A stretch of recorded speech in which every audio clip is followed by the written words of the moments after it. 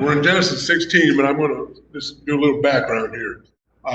This all started with a promise God made. And in Genesis 46, verse 3, it says, I am God, the God of your father. He said, do not be afraid to go down to Egypt, for I will make you into a great nation there.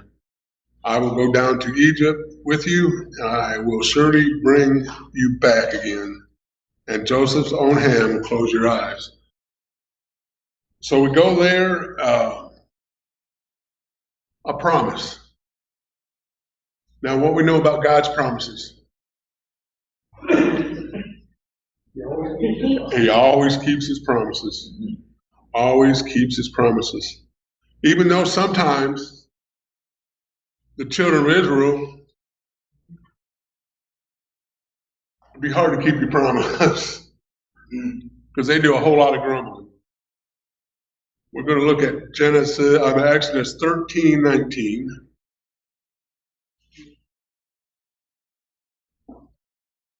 Yeah, let me see. Exodus 13:19.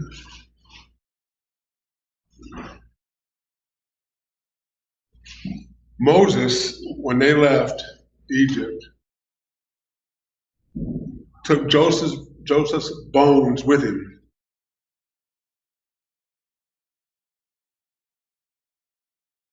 Because of the promise. Going to take his bones, and he was going to be to the promised land.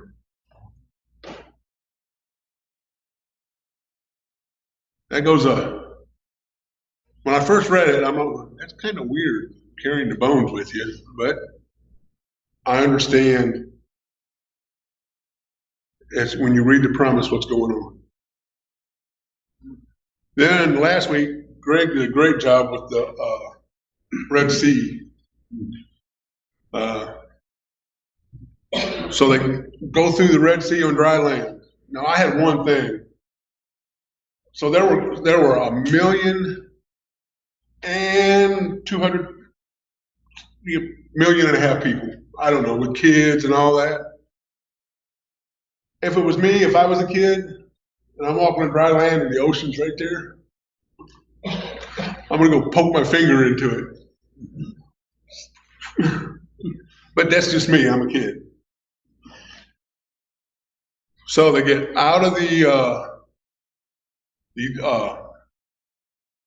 Pharaoh chases them down, coming after them. They're really in a box canyon.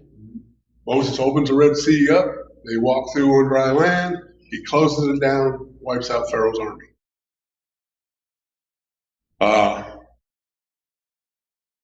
There's a celebration after.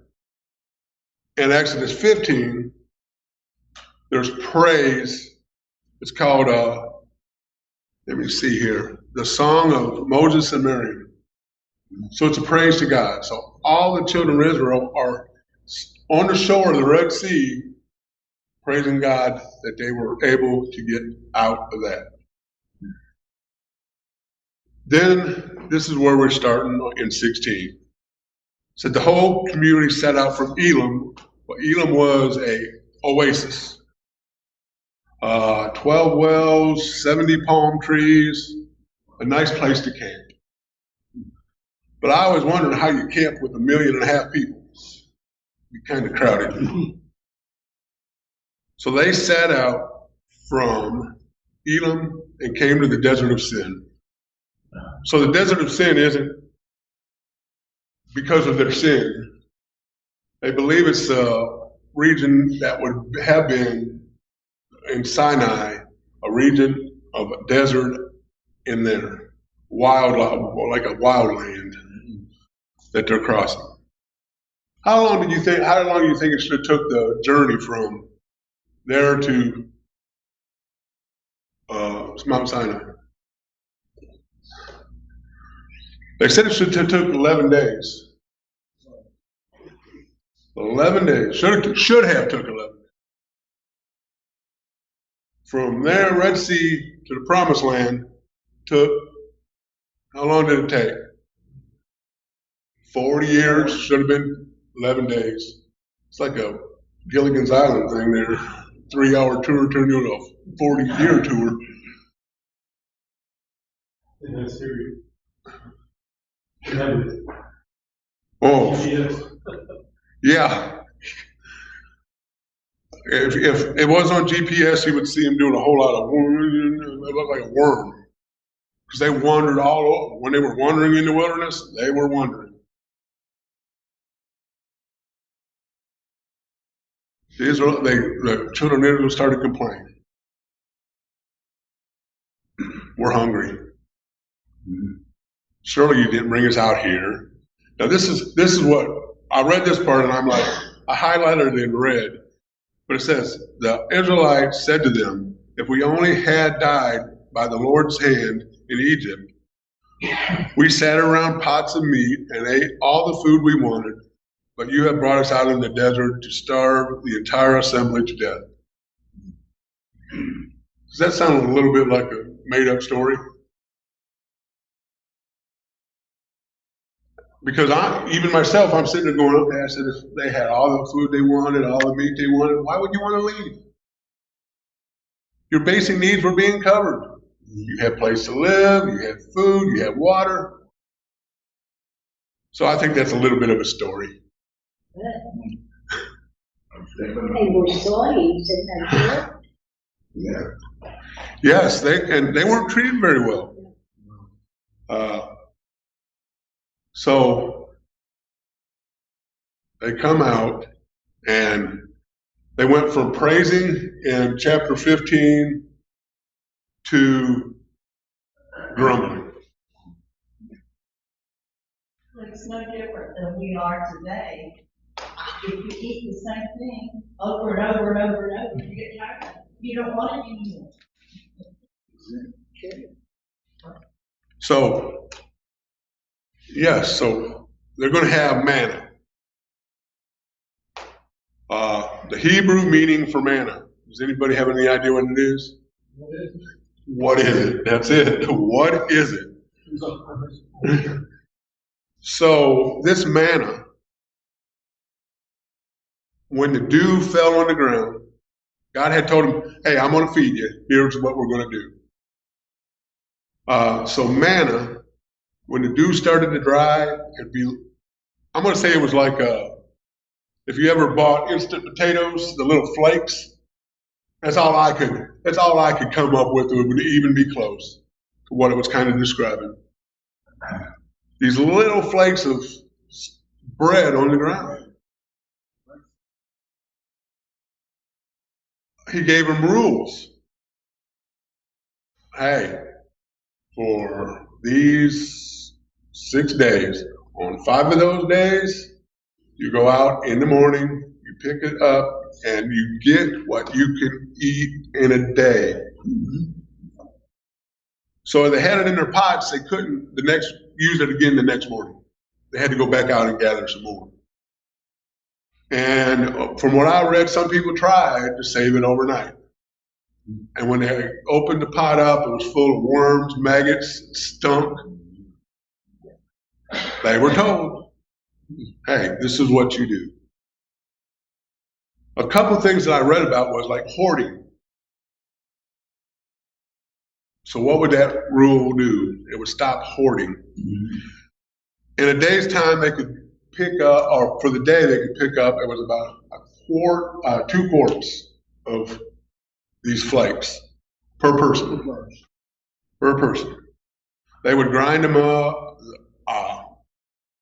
See, we don't know because we weren't there, and God hasn't put any manna on the ground since I've been around, so I don't even know how commentators can explain what it tasted like. They said it was like bread with honey.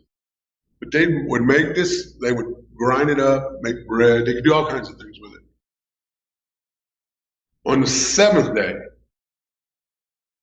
they could get 4 quarts because they weren't supposed to be out there on Sabbath day and should rest. And so on this trip, can you imagine wandering 40 years and how far they really walked?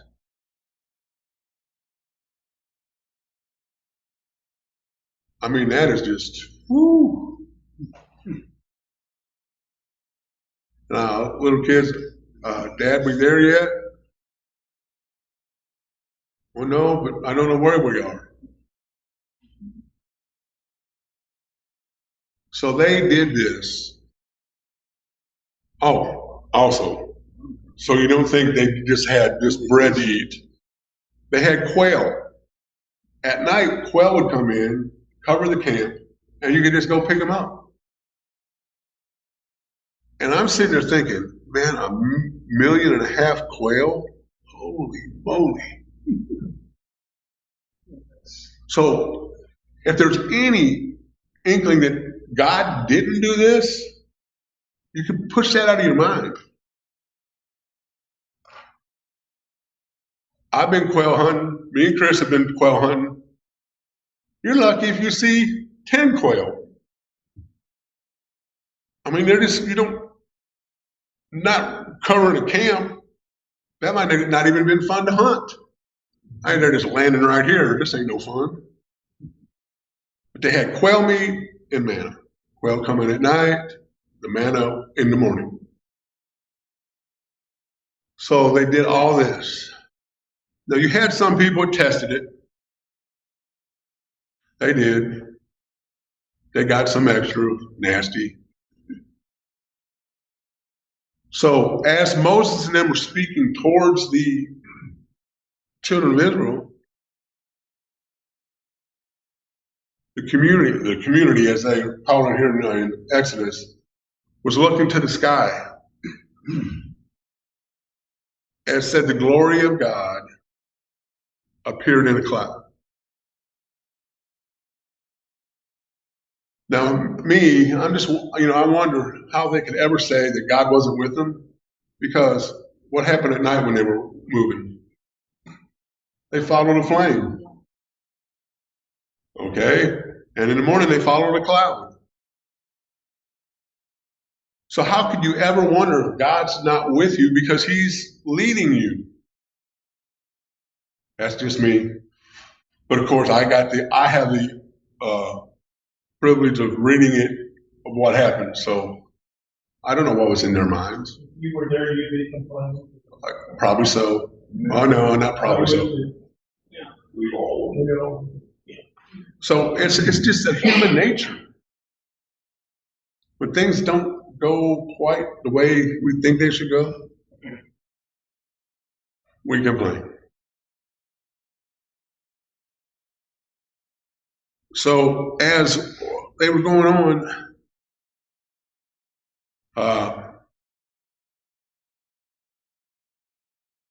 let's see. So as we get these things it's just really, really amazing to me what's going on, because the manna and what to do with the manna is almost the whole chapter. After they set out from Elim, from the oasis to the desert, then it talks about food to sustain them through the rest of the chapter. They did two things. They picked a jar up and took it with them to prove what God had done to later generations. I think that is what's in the Ark of the Covenant, is it not? So, to show later generations, because it would be hard to explain, wouldn't it? I mean, it's a hard story for us to read and understand. But what we got to understand is God provides. God knows our needs. He knew they were hungry before they started complaining. You can only carry so much stuff out. I'm just amazed that 1.5 million people got through the Red Sea. When you look at how many, man, that is just a very large crowd.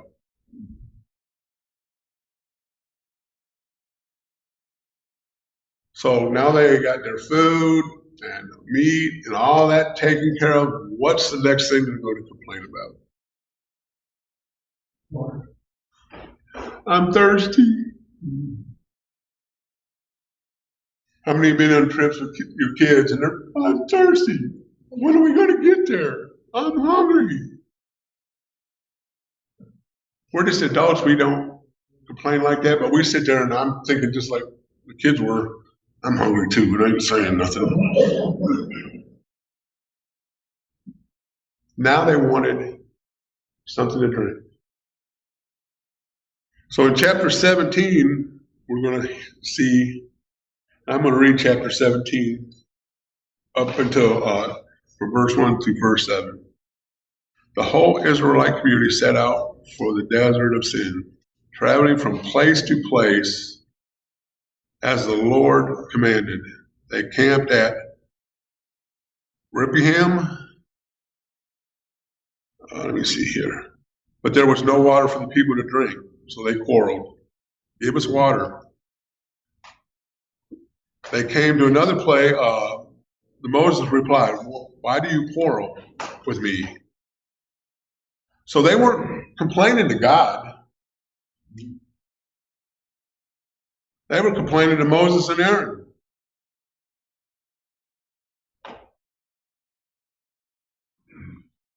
They had stopped at one place and there was something wrong with the water. What was wrong with the water? It was bitter.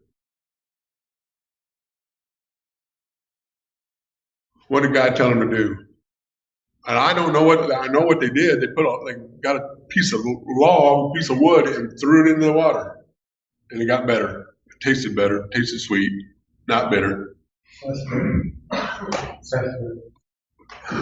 Yeah. I'd like to know what kind of wood that was. And again, see, there are people who say, well, what kind of wood was it? Does it matter? No. It mattered what piece of wood to use because God told them what to go do, what to go get. Testing the whole way, right? And they were failing test after test, and God stayed with them. And I'm glad he does because he still does it today. A lot of times I fail a test from the time I get up in the morning to the time I go to bed. We have a hard time staying focused. Okay, then it says, yes. Knowing about Hebrew from classes, it's plain and frank. And so makes a point. We mentioned Moses there, Aaron complains about encouraging us to encourage our leadership. They're all leaders this morning. Roger stepped down, so it's going to be a big level. It's just a point about trying to encourage Mike and Josh, Stephen, Lyle, Luke. Be mindful of that. So we complain about things going on in our life. We stay a lot of times here. That's what we like to do as part of the church body. We'll complain and put our roles on other people. Which the members can carry that, which is what we're here about as a community.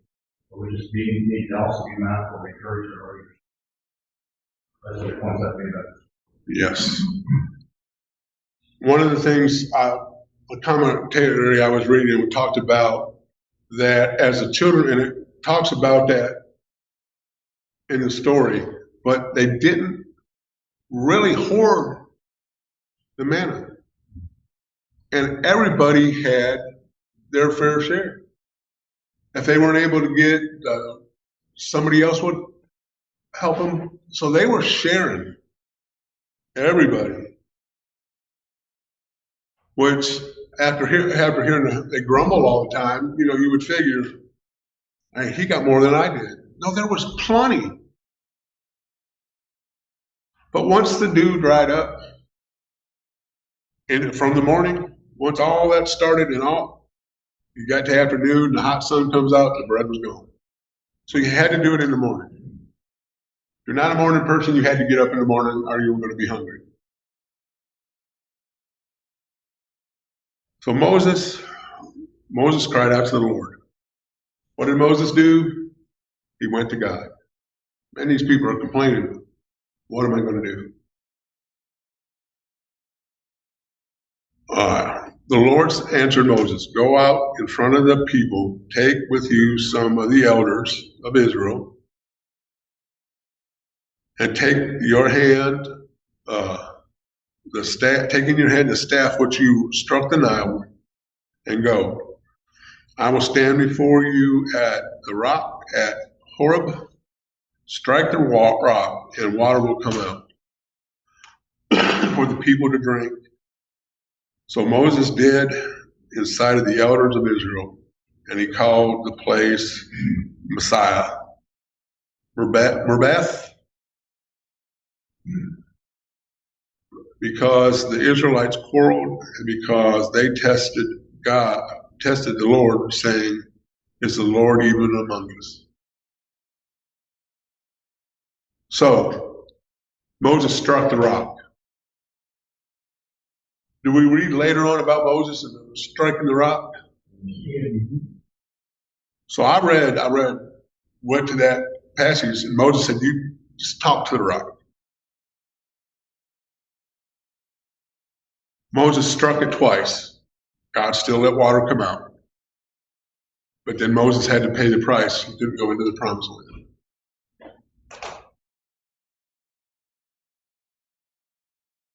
So we pay a price. We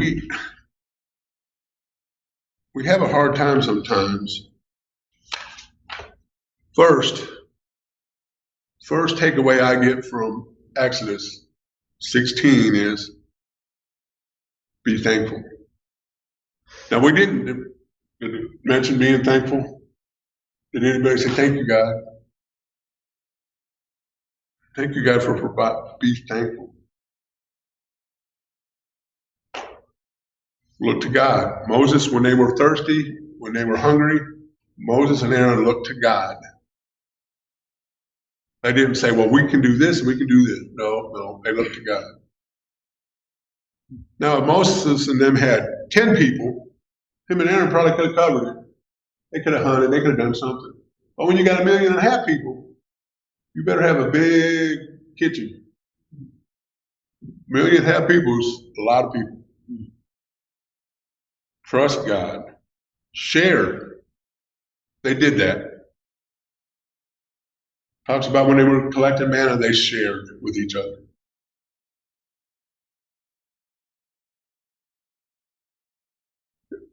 Grumbling is a sin.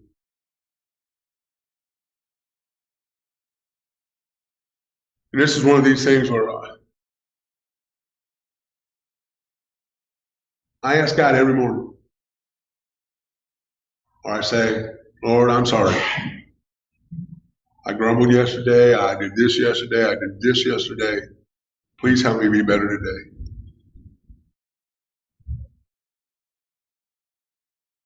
And it says, another thing I took was hoarding is a sin. They couldn't hoard. Each family could have picked up all that manna they wanted. They could have had 10 pots. What was going to happen to it? It was going to turn to maggots and worms. Taught them hoarding is not the way to go. Doing what God commanded you to do is the way to go. Because God fulfilled every promise he had made. On the way out of Egypt, on the way around the desert. He's kept his promises. And he's keeping them still. Now, I didn't go much farther because this is where it stopped, but I know there's going to be a war with Amalekites right after this,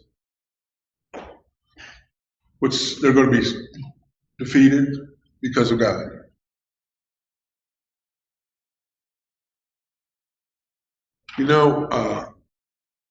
So you all know my daughter had a baby Bo.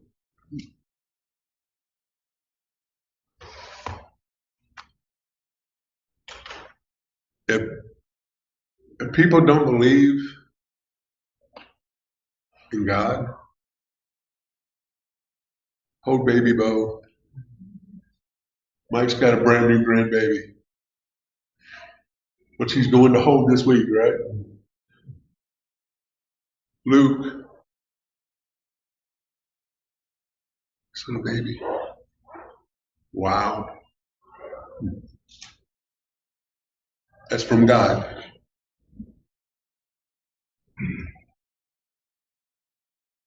My son asked me when I held Cody for the first time, Dad, why are you crying? My kids make fun of me all the time because I cry all the time anyway. But I said, because I'm holding a gift from God. These people should have rejoiced. We never heard them rejoice. We heard them rejoice after they got through the Red Sea because their skin got saved. Because they thought they were going to die. The rest of the way, you don't hear a whole lot of praise to God. You hear a whole lot of grumbling. My takeaway from all this is, 1, look to God. 2, thank Him when He needs to be thanked, which is always, and always look to Him. Thank you all for listening to me, and y'all have a good afternoon.